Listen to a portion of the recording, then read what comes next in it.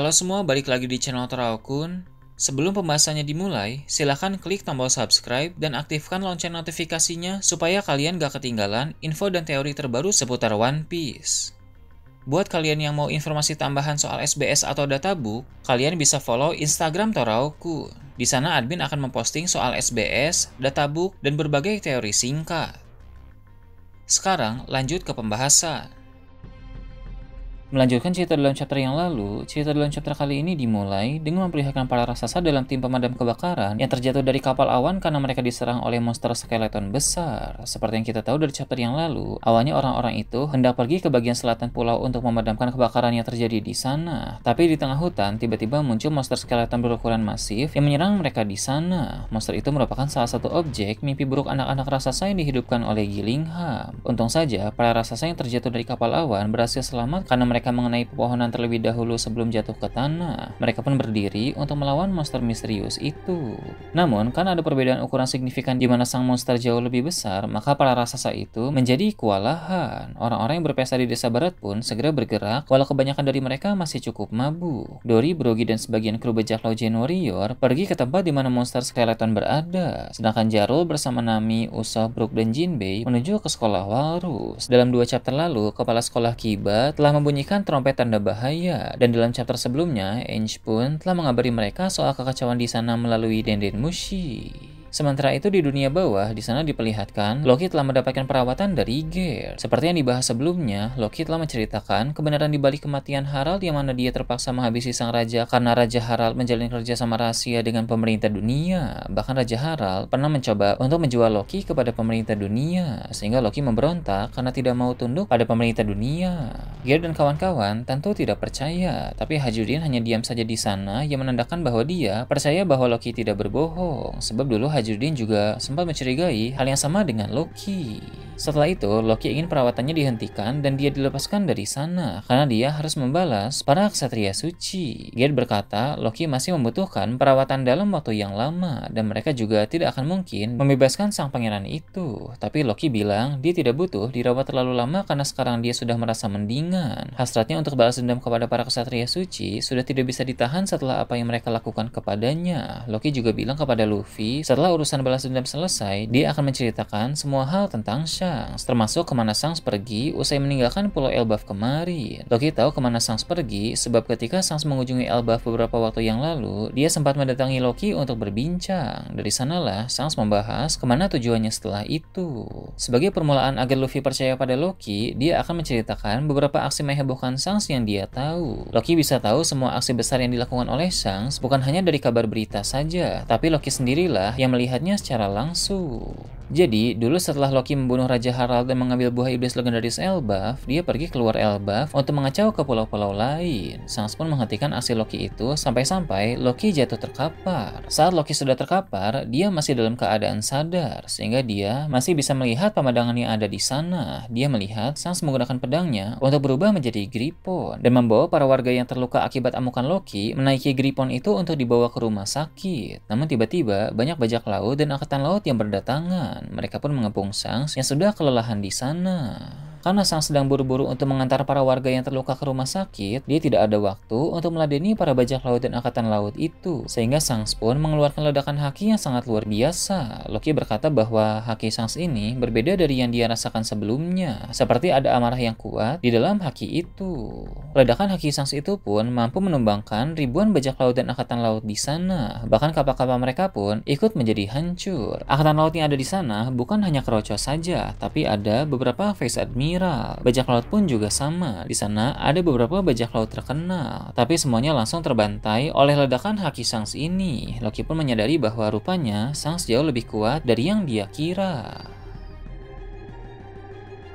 Setelah Loki menceritakan tentang aksi Shanks itu, Luffy pun menjadi semakin tertarik dengan semua cerita tentang Shanks. Dia juga merasa bahwa Loki berkata jujur. Luffy pun kemudian meminta para raksasa untuk melepaskan Loki, dengan jaminan Luffy akan mengikuti dan mengawasi kemana Loki pergi. Jika Loki melakukan hal lain selain balas dendam kepada orang-orang yang dia sebut sebagai kesatria suci, maka Luffy akan menghajarnya. Luffy pun menegaskan kepada Loki bahwa setelah ini, dia harus menceritakan lebih lanjut segala sesuatu tentang Shanks, termasuk lokasi dia saat ini. Zoro dan Sanji juga setuju. Mereka meminta para raksasa itu untuk membiarkan Loki dibebaskan. Pada awalnya, sebenarnya Sanji tidak setuju dengan ide tersebut, tapi Sanji juga tahu betapa keras kepalanya Luffy itu, sehingga mau tidak mau, dia menyetujuinya. Zoro pun bilang para raksasa bisa tenang, karena dia juga tidak akan tinggal diam bila Loki macam-macam lagi. Loki akan ditangkap lagi usai pembalasan dendam itu dilakukan. Loki pun tersenyum dan dalam hati, dia berkata, jangan mengira mereka akan bisa menangkapnya lagi nanti. Loki rupanya punya rencana tersendiri.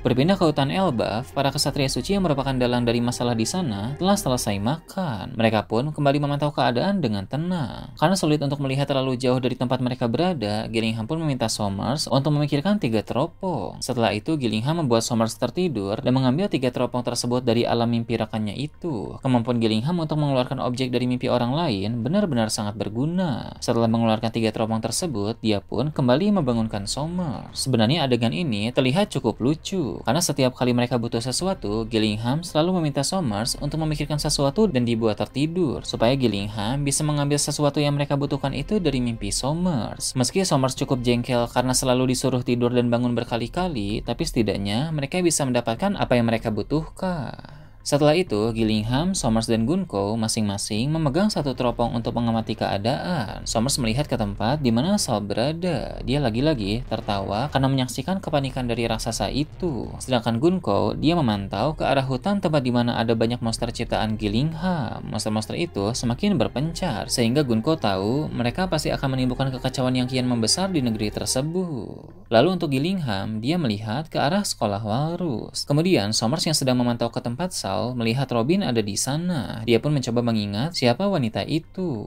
Akhirnya, Somers bisa mengingat Robin sebagai salah satu orang yang paling dicari oleh pemerintah dunia. Somers ingat dia merupakan wanita yang selamat dari insiden Ohara dan memiliki kemampuan untuk membaca huruf-huruf kuno poneglyph. Somers pun berkata, jika dia berhasil menculik Robin dan membawanya kemari Joyce, dia pasti akan dipuji oleh Im Sama.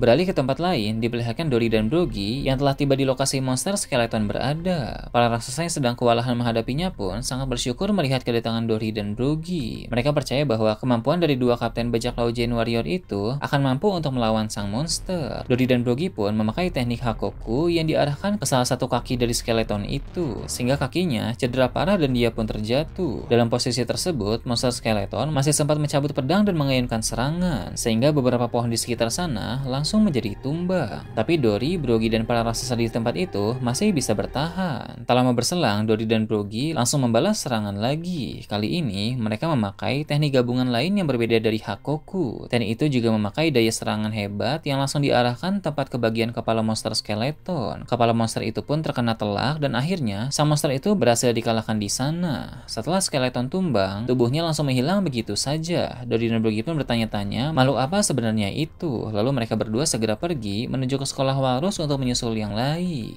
Di sekolah walrus saat ini, Jarol beserta sebagian kru bajak laut topi jerami sudah tiba di sana. Nami dan yang lain pun langsung pergi ke tempat Saul, Robin, dan Chopper. Setibanya Nami, Usopp, Brook, dan Jinbei di tempat Robin, dia pun menjelaskan apa yang sedang terjadi kepada para murid di sana. Mereka semua berjalan sambil tidur. Lalu jika ada orang yang mencoba menolong mereka, maka akan muncul derita kasat mata yang akan melukai tangan orang itu. Jadi Robin mengingatkan teman-temannya itu agar tidak mencoba menyentuh anak-anak tersebut. Brook pun berinisiatif memakai kemampuan hipnosisnya untuk membangunkan anak-anak itu dari tidur mereka. Teknik Brook berhasil. Para murid itu pun langsung sadar dan kebingungan karena entah bagaimana mereka bisa berada di sana. Salah satu dari mereka menangis karena panik. Lalu Saul mencoba menenangkan anak itu dengan menepuk pundaknya. Namun, saat Saul mencoba menepuk pundak dari anak itu, duri yang tak kasat mata kembali muncul melukai tangan Saul. Jadi walau mereka sudah sadar dari tidur sambil berjalan berkat kemampuan hipnosis Brook, tapi perlindungan dari Somers masih ada di sana. Sebab kemampuan tidur sambil berjalan adalah kemampuan dari Gillingham, berbeda dengan perlindungan duri yang merupakan kemampuan dari Somers. Ksatria Suci masih memantau keadaan. Gunko tahu bahwa para manusia yang sedang bersama raksasa itu merupakan kru bajak laut topi jerami. Gunko bilang dia memang sudah menduga bahwa orang-orang itu akan mengganggu. Rupanya Somers malah senang dengan keterlibatan dari bajak laut topi jerami itu, sebab menurutnya keadaan akan berpotensi menjadi lebih seru setelah ini. Dia tidak suka jika permainan atau misi berjalan dengan terlalu mudah. Somers pun bilang dia akan pergi ke tempat para bajak laut topi jerami sedang berada saat ini. Di sana dia berniat untuk menghabisi si manusia tengkorak yang merujuk kepada Brook, sebab Brook punya kemampuan untuk membuat para murid yang tertidur berjalan menjadi sadar. Gillingham bilang pada Somers sebenarnya tidak perlu untuk pergi ke sana, karena dia bisa membuat para murid lain yang masih tertidur di sekolah untuk mulai berjalan ke pantai. Lalu Gunko mulai menuntun mereka ke jalur yang berbeda dari tempat di mana para kru topi jerami berada. Somers pun berkata dia memang tahu soal hal itu, namun Somers juga memiliki rencana lain. Selain menghabisi Brooke, dia berniat untuk menangkap Robin. Menurut Somers, Im Sama dan Gorosei Jupiter pasti akan senang bila dia membawa Robin ke Mary Joyce, karena Robin merupakan salah satu incaran besar dari pemerintah dunia. Sebagai kesatria suci yang berasal dari keluarga yang sama dengan Jupiter, rupanya selain ingin mendapatkan pujian dari Im Sama, Somers pun berharap mendapat pujian dari Jupiter, karena prestasi dari Somers bisa membuat bangga seluruh keluarga Shepherd.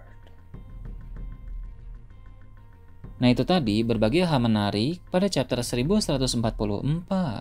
Gimana menurut kalian? Silahkan tulis di kolom komentar di bawah. Oke, segitu aja untuk pembahasan kali ini. Jangan lupa like, share, dan subscribe untuk video menarik selanjutnya. Gue Tora Akun, Shambles.